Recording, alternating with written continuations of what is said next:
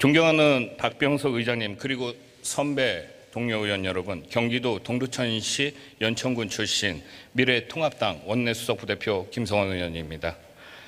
오늘 이 자리에서 여야 합의 없는 첫 본회의 이후에 또 여전히 여야 합의 없는 본회의에서 발언하는 제 심정은 제1야당 원내수석으로서 참으로 참담하고 착잡한 그런 심정입니다.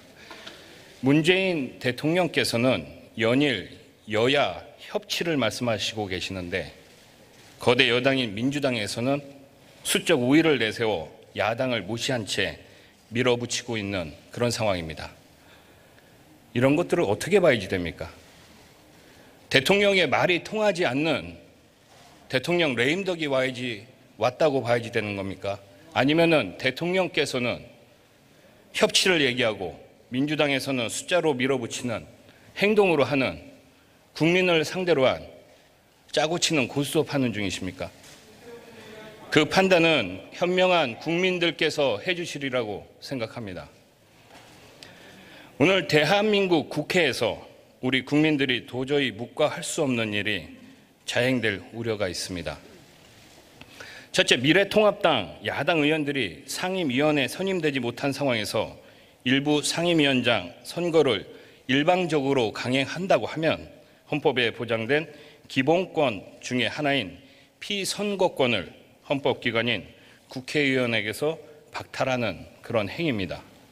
둘째, 본회의에 교섭단체 간 합의되지 않은 상임위원장 선거를 안건으로 상정해서 국회의장과 민주당 주도로 처리하려 함으로써 역시 국회의원의 고유 권한인 안건 심의권을 빼앗는 그런 행위입니다. 평생 의회주의자라고 자부해온 존경하는 박병석 국회의장과 또 입만 열면 민주화의 적자임을 내세운 민주당은 어떻게 이러한 의회를 진행할 수 있겠습니까? 우리 국민들 모두 아연질색할 뿐입니다. 상임위원장 배분 관련해서 말씀드리겠습니다. 87년 민주화 개헌 이후에 상임위원회 위원회 선임은 국회의원 의석수에 따라 여야 교섭단체 간의 합의를 통해서 인원 조정 후에 상임위원장을 배분하던 오랜 전통이 있습니다. 민주당을 지지했던 49.9%의 국민이나 미래통합당을 지지한 41.5%의 국민 모두를 무시한 행동이 지금 이 국회에서 벌어질 위기에 처해 있습니다. 국회는 모든 국민들의 목소리를 듣고 국회 합의를 통해서 국민들의 목소리를 하나로 모아서 나아가야 된다는 것이 국민들의 준엄한 뜻입니다. 국회의장이나 다수당이 되었다고 해서 41.5%를 지지한 제1야당의 의견을 무시하고 승자 독식으로 국회를 독단으로 운영하게 되면 국회가 국론 분열의 장이 되면 물론 협치의 배는 가라앉게 됨을 강력하게 말씀드립니다. 견제되지 않은 권력은 반드시 저주받게 되어 있다는 말씀도 또한 드립니다.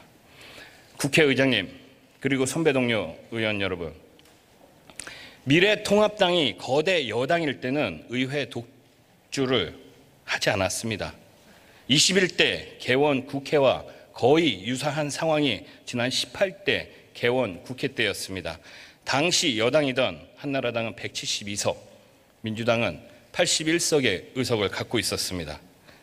그럼에도 불구하고 18대 당시에 한나라당은 법사위를 야당에 양보했을 뿐만 아니라 배분 비율상 오히려 한 석을 민주당에 더 양보했었습니다. 그것은 야당과의 협치와 타협으로 국회를 운영하겠다는 그런 의지였습니다. 야당의 존재 가치가 없는 국회는 국회의 존재 가치가 없는 국회가 돼버립니다. 87년 민주화 항쟁 이후에 김대중 전 대통령께서 야당 총재 시절에 국회의장과 상임위원장을 의석수대로 배분해달라고 요구해서 오늘날까지 여야 합의에 의한 원구성이 지켜지고 있는 것입니다. 민주당 의원님들께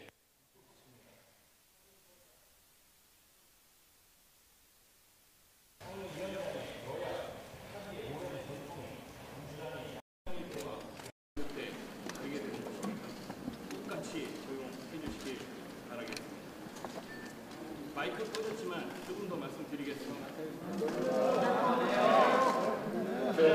조금 경청해 주시기 바랍니다. 법사위원장 관련해서입니다. 이미 민주당과 범여권이 연대할 경우 180석을 훌쩍 넘는 그런 의석수를 확보했습니다. 그 소리 여기 안 들려.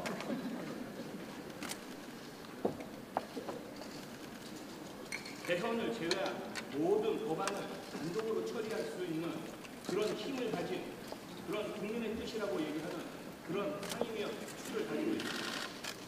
무엇이 두려워서 법사위원장 그것을 못 내놓는 겁니까?